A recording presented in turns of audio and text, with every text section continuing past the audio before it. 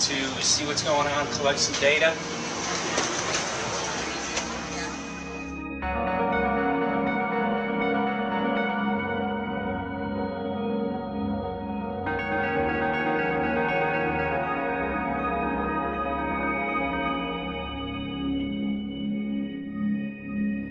Thank you for having fun with us. Hope you enjoyed the trip.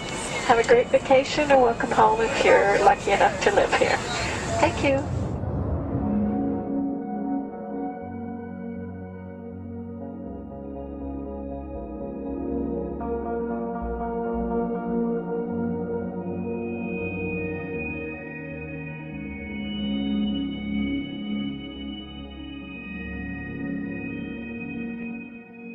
The whole valley's off the grid, so it's either solar, wind, or generators.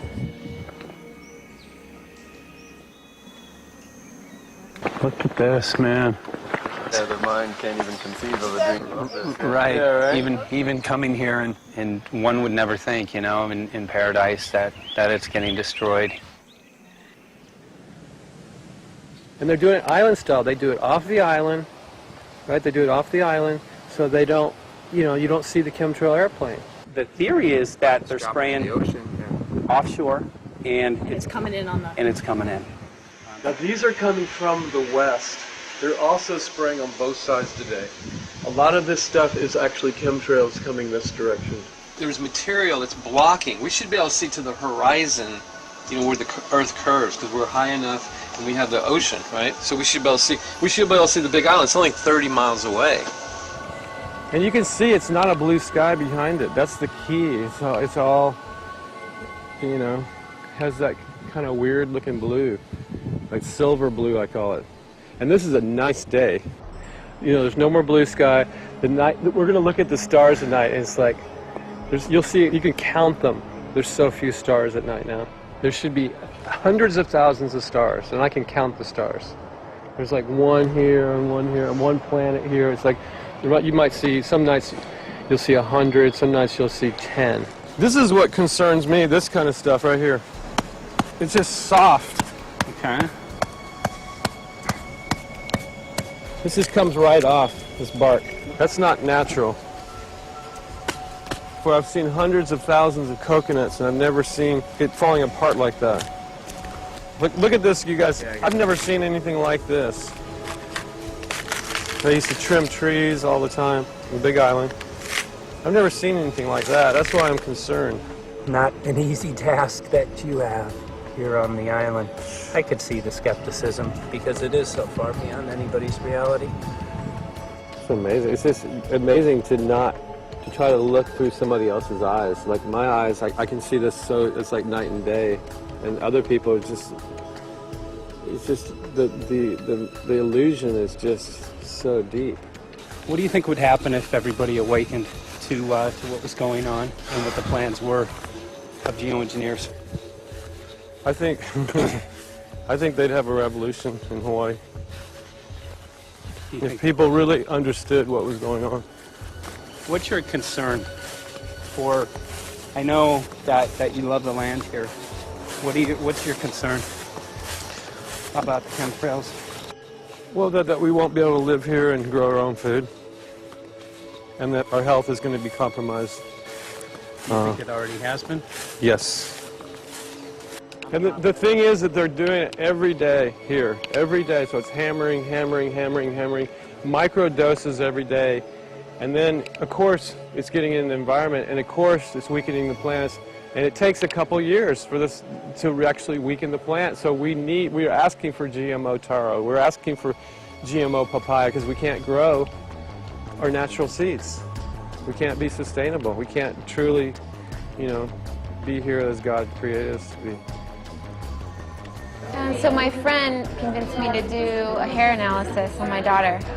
So we went ahead and cut close to her scalp and got some really recently grown hair and sent it in. I was just sure that my daughter's hair was going to be so clean with the lifestyle that we live.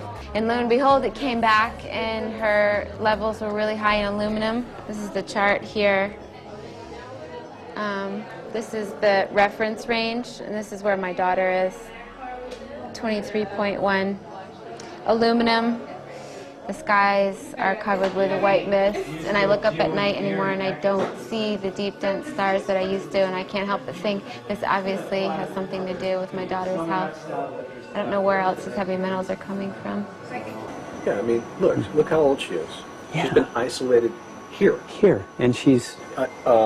Here. Anybody looking at the situation would be like, this is paradise.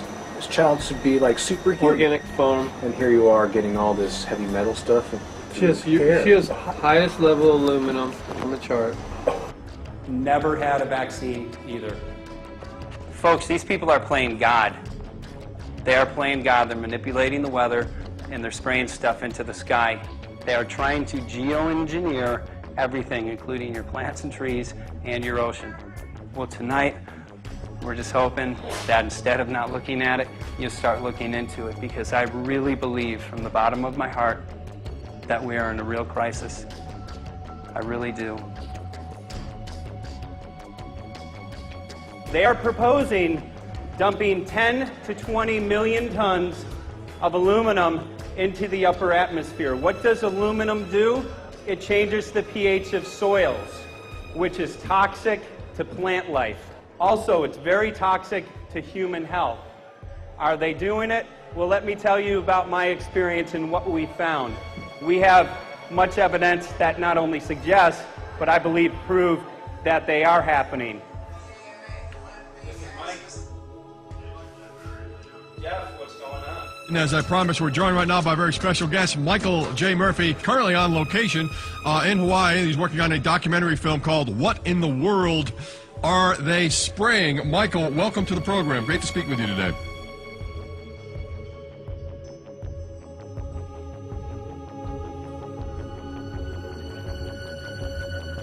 I had a friend who recently, he's always looking at things from a different perspective. He's a bit of a conspiracy theorist, you know, and he says that whenever the president comes to LA, there's no spraying that week.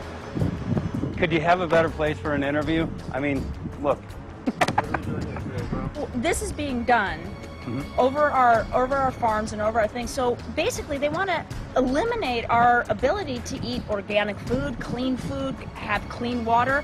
So in some ways, it sounds to me like, and you know, again, it's just a projection, but it sounds to me like this is control. How do we control the masses? Yeah. How can aluminum be good for you in any? And what was the second chemical you mentioned? It's barium. Barium aluminum. Obviously, those are toxic to everything. To human health. To human health, to farms, to animals, to everything. 61,000 parts per billion.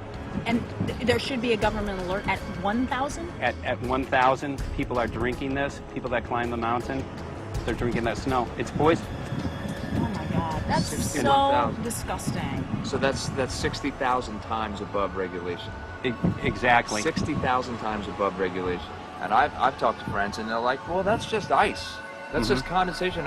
And I'm like, you can talk to a second grader. Ice doesn't float in the sky and spread out that way, you know? You're not an expert, but you're a concerned citizen who said, wait a second. Who's actually doing the research. Yeah, you're doing the research, and that's what we need to do as Americans and say, you know what, I want to know what's going on. I want to know what the FDA is doing to my food. I want to know what the government's doing with my air, my water, and the soil. And, you know, it's just great what you're doing. And I just, my kudos to you for bringing light to this subject. Put all of the theories aside, just what geoengineers are proposing and what's being found is scary enough. So we can just address that. And I encourage more people to just step up and ask questions and do what he's doing. So thank you, Michael, very, very much. Aerosol spraying aluminum affects everywhere, and we have a beautiful tropical climate which I believe might be in jeopardy. So we wanted to not only come and bring the message of what people were finding around the world, but encourage people to test for the aluminum, strontium, barium. Essentially, I think it was an effective trip. I saw a lot of people here in Hawaii, in Maui, awake and not only curious but willing to look into this deeper, and that's my only hope. This is one of the boldest moves, I think, from Ed Griffin yet. This is the taboo topic that nobody's supposed to talk about, and that is aerosol spraying. Now, we've got tons of documented proof of errant aerosol spraying. It just blows my mind that the whole essence of humanity has always been to look up into the sky and ask why. Though there are no limitations, there's endless space, an endless universe. Now, in the 21st century, we're not allowed to do that. Anyone who looks up and sees the giant grids and the X's in the sky that weren't part of our existence until just a decade or two ago is somehow called a kook. And the people that are the best and biggest proponents for the revolution and for liberty, they don't want you to talk about it because you could discredit them. It seems to be an industry that's being built up to milk the taxpayers by undergoing some kind of a giant global spraying program to make all kinds of money on the project. And they don't seem to care really what effect it has. They're not trying to experiment to see if humans can survive it or anything like that. They just want to get this stuff up.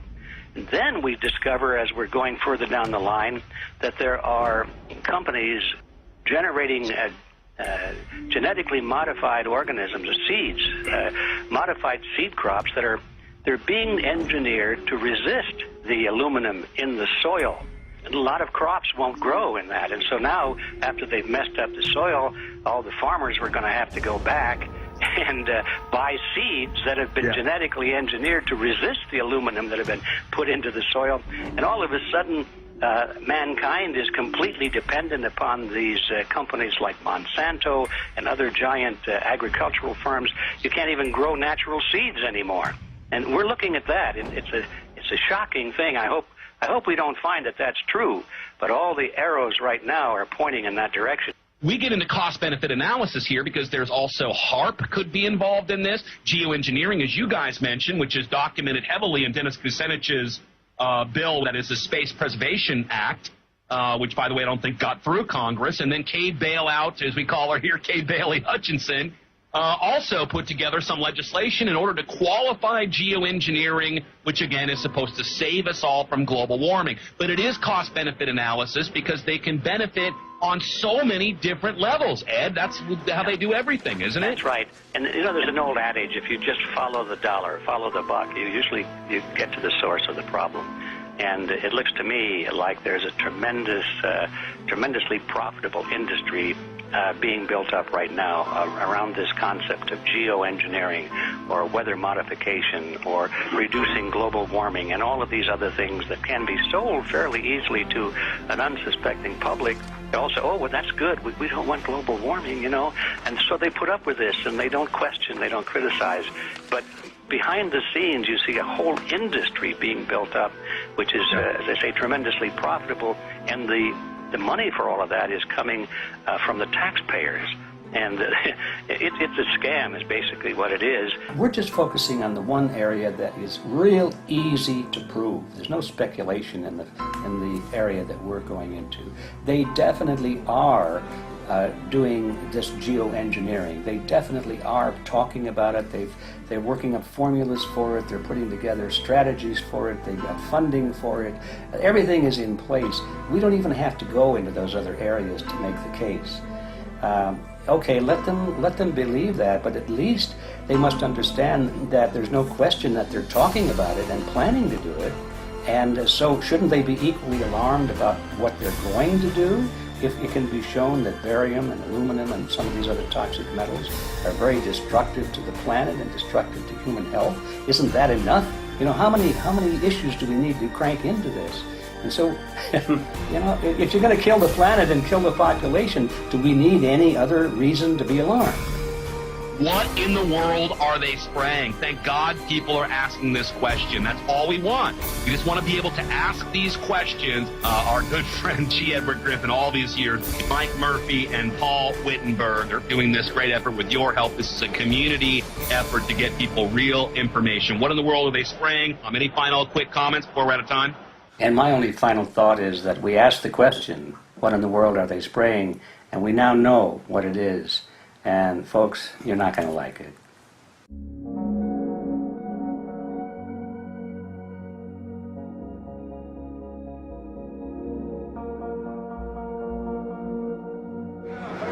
Hey! I'm Peter Vreken. I'm from Belgium. I'm 54 years old. I can't believe it myself.